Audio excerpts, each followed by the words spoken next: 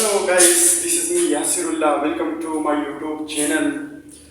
Students, आज हमारा topic है रेस्पिरेशन। आज हम रेस्पिरेशन के बारे में पढ़ेंगे और जो इसके टाइप है, टू टाइप है, एरोबिक रेस्पिरेशन, एनएरोबिक रेस्पिरेशन। हम तफसील के साथ पढ़ेंगे इंशाअल्लाह ताला। और जो एनएरोबिक रेस्पिरेशन के जो रिएक्शन है ग्लाइकोलाइसिस है, लिंक रिएक्शन है, क्रेब्स साइकिल है, इलेक्ट्रॉन ट्रांसपोर्ट चेन, ये हम तफसील के साथ इंशाअल्लाह पढ़ेंगे। तो आते हैं अपने टॉपिक की तरफ। तो respiration is the degradative process, मतलब कैटाबॉलिक रिएक्शन है। रेस्पिरेशन जब ग्लूकोज के साथ ऑक्सीजन रिएक्शन करेगा तो क्या बनेगा? जब ग्लूकोज के साथ ऑक्सीजन रिएक्शन करेगा तो रिजल्ट में कार्बन डाइऑक्साइड, वाटर और एटीपी बनेगा। तो रेस्पिरेशन ऐसा प्रोसेस है जिसमें हमें एनर्जी मिलती है, वाइल एनर्जी बगैर ऑक्सीजन के नहीं मिल सकती हमें। तो देखिए इधर ग्लूकोज है, लेकिन ग्लूकोज को ब्रेक डाउन के लिए एटीपी में चेंज करने के लिए ऑक्सीजन की जरूरत होती है। जब बॉडी में या ब्लड में या सेल टिश्यू में ग्लूकोज मौजूद हो लेकिन इसके साथ ऑक्सीजन नहीं मिल रहा तो वो फर्दर मतलब वो मेटाबॉलिज्म नहीं कर सकते और हमें एटीपी एनर्जी नहीं मिल सकती। तो इसी बिना पे अगर हम इनहेल करते हैं ऑक्सीजन तो वो किसके साथ रिएक्शन करते हैं? ग्लूकोज के साथ रिएक्शन करते हैं। तो रिजल्ट में कार्बन डाइऑक्साइड बन जाता है, ऑक्सीजन और H2O बन जाता है और इसके साथ एटीपी बन जाता है। तो आप देखें कार्बन डाइऑक्साइड हम फिर एक्सहेल करते हैं, मतलब रिमोलेशन करते हैं हम कार्बन डाइऑक्साइड की, और H2O और एटीपी जो एनर्जी है हमें अपनी एक्टिविटीज, डेली लाइफ की एक्टिविटीज के लिए इस्तेमाल करते हैं। तो रिस्पिरेशन ये हो गया।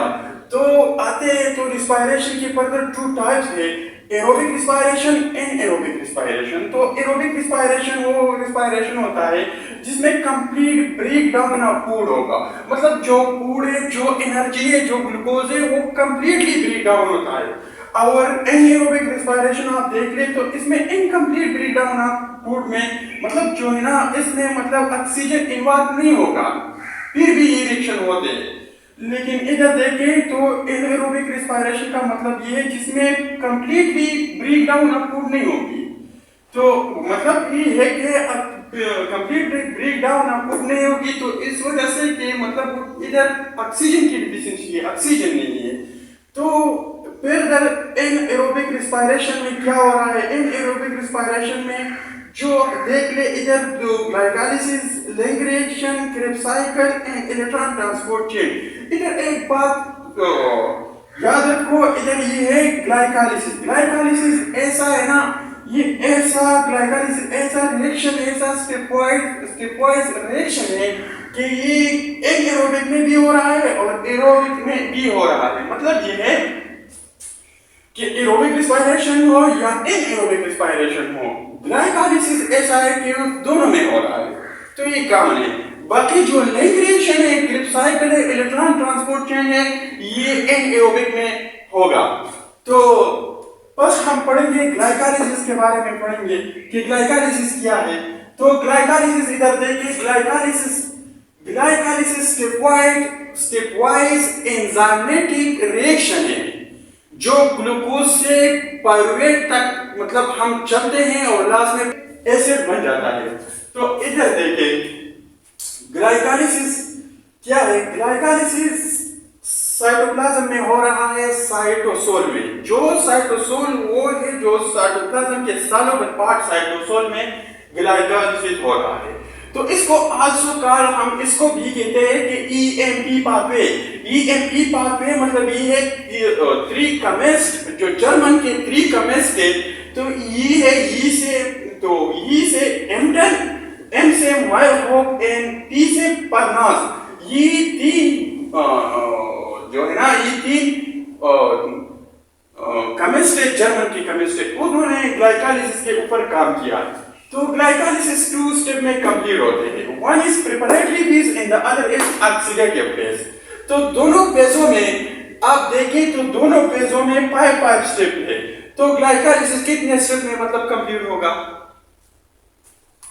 10 में हो ना, लाजमी बात है 5 स्टेप प्रिपरेटरी में होगा, ऑक्सीडेटिव में भी 5 होगा। तो आप देखें तो ग्लाइकोलाइसिस कहाँ पे हो रहा है, ग्लाइकोलाइसिस कहाँ पे हो, मेरा क्वेश्चन है ग्लाइकोलाइसिस कहाँ पे हो रहा है, तो साइटोप्लाज्म पे, साइटोप्लाज्म में हो रहा है। साइटोप्लाज्म में कहाँ पे हो रहा है, तो साइटोसोल मतलब ये soluble part of the cytoplasm में वहां पे ग्लाइकोलाइसिस हो रहा है।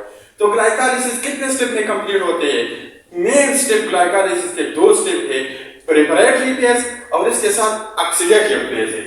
तो प्रिपरेटरी फेज में कितने स्टेप है और ऑक्सीडेटिव फेज में कितने स्टेप है, दोनों में 5-5 स्टेप है।